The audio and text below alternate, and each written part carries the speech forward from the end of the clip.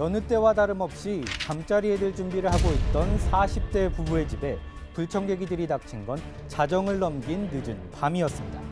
아랫집 남자는 문이 열리자마자 흉기를 휘둘렀고 결국 부부는 사건 현장에서 사망하고 말았습니다.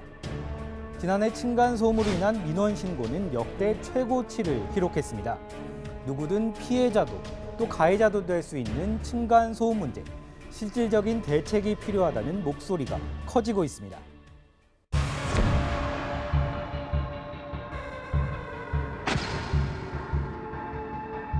범행 사전에 계획하셨습니까? 흉기 사전에 구매하신 거예요? 피해자에게 미안하지 않습니까?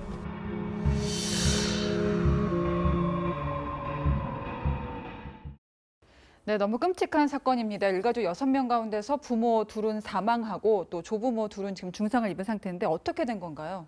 네, 사건은 지난달 27일 자정을 조금 넘은 시간인 0시 30분쯤 발생했습니다.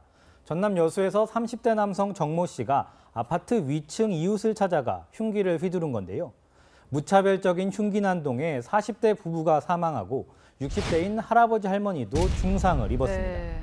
10대 자녀들은 방 안에 숨어 있었기에 목숨을 건질 수 있었습니다. 피의자 정 씨는 5년 전부터 피해 가족과 층간소음 문제로 갈등을 겪고 있었습니다.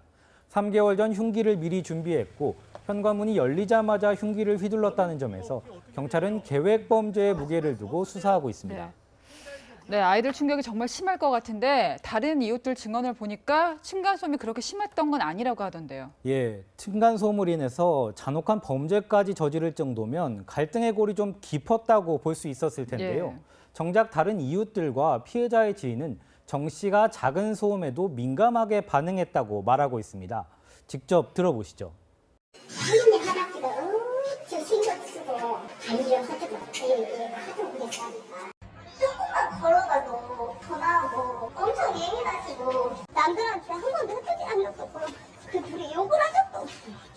아, 정말 왜 살인까지 저질러야만 했는지 이해가 가지 않는데 피해자한테 정신적인 문제는 없었습니까? 네, 정 씨는 범행 전 술을 마신 상태는 아니었고요. 예. 특별한 정신병 병력도 없는 것으로 알려졌습니다. 다만 3차례 진행한 심리검사에서 정 씨가 내성적이고 은둔형이라는 판단이 나왔고 2013년부터 홀로 생활한 만큼 층간소음에 대한 분노와 스트레스가 계속 누적돼 왔을 가능성은 있습니다.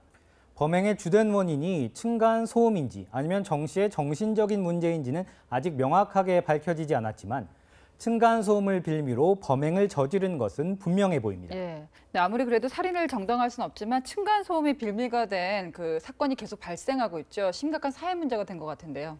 층간소음 살인 사건이 처음 이슈화된 건 지난 2013년 서울 중랑구에서 50대 남성이 30대 형제 2명을 살해하면서부터입니다. 이후로도 매년 2~3건의 층간소음으로 인한 살인, 폭행 사건이 지속적으로 발생하고 있습니다. 층간소음이 1년 넘게 지속된 경우 갈등이 폭행이나 위협으로 번지게 될 수 있습니다. 예. 때문에 전문가들은 직접적으로 당사자들끼리 부딪히기보다는 제3자를 통해 중재를 받도록 권유하고 있습니다. 1년이 넘어가면은 당사자들끼리 부딪혔을 때는 정말 폭행이나 살인, 불미스러운 사건들로 넘어가게 되는데 직접 부딪히지 말고 상담을 받아서 접근 방법을 강구하는 게 좋다. 네, 층간소음 때문에 이웃과 이제 갈등을 겪고 계신 분들이라면 꼭 봐야 될 그런 뉴스였습니다. 사건을 보다 이수연 기자였습니다.